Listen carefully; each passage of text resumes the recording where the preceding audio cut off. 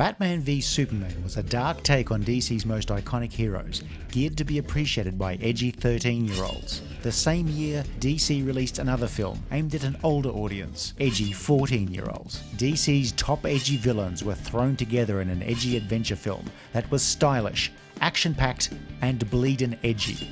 It's DC's edgelords, I mean Suicide Squad.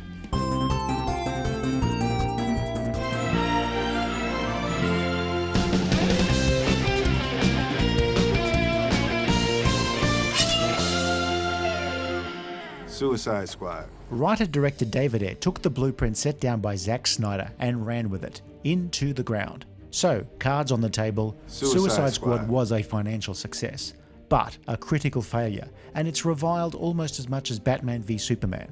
Suicide Squad is probably not completely terrible, but it's terrible enough. Do you really need it to be worse?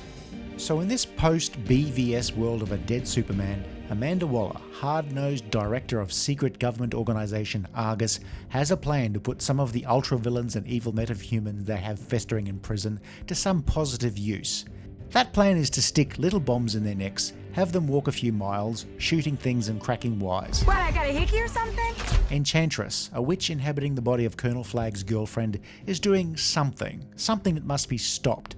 It's one of those films that doesn't really attempt to be coherent or interesting with its plot because it wants to be known as edgy and stylish. So yeah, lots of shots designed by people with an eye for dazzling visuals that are simply there because without the dazzling visuals, it's just an episode of TV's Arrow, and not a good one. It's one where Felicity cries and somebody's in a strop because somebody told a lie, or understandably kept a secret, or comes back from the dead or some shit. In fact, TV's Arrow had already started putting together some of the characters from Suicide Squad in that series before Zack Snyder's plans put pay to all that. Suicide Squad is kind of like the Dirty Dozen, prisoners sent on a mission for the good guys. But this is more dank, so it's really the Danky Dozen. Except it's not really a dozen of them, there's only about, 7 or so. So they're not really a magnificent 7, more of a so-so 7. Don't forget, we're the bad guys.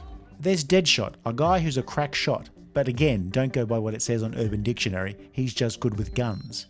Killer Croc, because he wears Crocs that are too tight.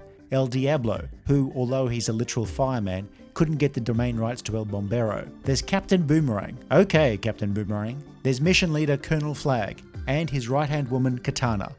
Her sword traps the souls of its victims. And lastly, Harley Quinn, who inspired millions of cosplayers. Also the personal nemesis to a million Morrigan cosplayers.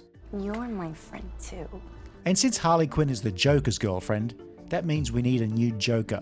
So they cast this Joker, Jared Leto, as the Joker. Remember that edge? Well, here's the Lord of Edge, the edgelord Joker, so edgy that you might as well call him King of Knives. He's dangerous, but more importantly, he's damaged. Really bad. Stories abound of Jared Leto getting into character by sending his co-stars dead rats, and other method acting douchebaggery. Y'all jokers must be crazy. Leto was considered a talented actor before this, but his take on the role is so grating that any film with Leto in it now has a red flag for me. Joker isn't even in this film all that much, but the damage was done, and this iteration of Joker proved to be a one and done now that we have Joaquin Phoenix. You don't want no beef? You don't want no beef? While Will Smith just about gets away with his portrayal of Deadshot, Don't make me shoot you. it's Margot Robbie who steals the film and managed to play a near pitch-perfect portrayal of one of DC's most popular characters. Pussy. Everyone else does an okay job, but I'm not really holding out for a solo film from Captain Boomerang. Okay, Captain Boomerang. You're ugly. This is a film that was made to expand the characters in the DC Extended Universe, but such was the reaction to this film, it was almost like people went to see it just out of morbid curiosity. And? They just checked out. They went in expecting one thing and got another. It's like lining up for a cheap TV on Black Friday and only going home with a discounted DVD box set of Season 2 of The Big Bang Theory and a 3-pack of socks. Suicide Squad was one of those films that had work done under the hood before release. The film was marketed with one of the great trailers, a trailer that got people jazzed for this film like few others. But since the actual film wasn't shaping up half as good as the trailer, some rather extensive reshoots were conducted, more extensive than usual, in order to lighten up the film. Whether it helped or not is immaterial, the final film is what it is, and since no one's really clamouring for the original vision, I guess we're done here. Maybe it's meant to be a film about the journey. I mean, there's a lot of build-up, but with little payoff. It's like watching a movie from the 80s that you remember having some brief nudity in it, but now you're watching it on Disney+. I still can't get to the point where it's a totally irredeemably bad film. It at least has some entertainment value, compared to, say, Ready Player One, which is the sort of movie you watch and think, well, even Spielberg has an off day.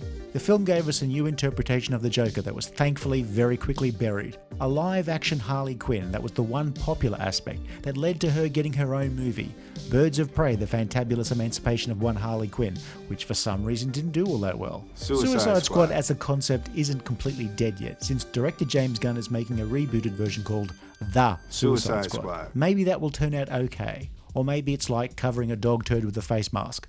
Time will tell. We can end this!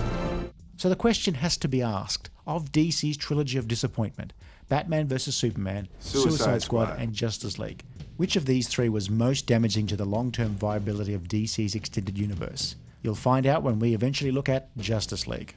We're bad guys. It's what we do. If you enjoyed this video, please like and subscribe, leave a comment below, or check out some of our other videos.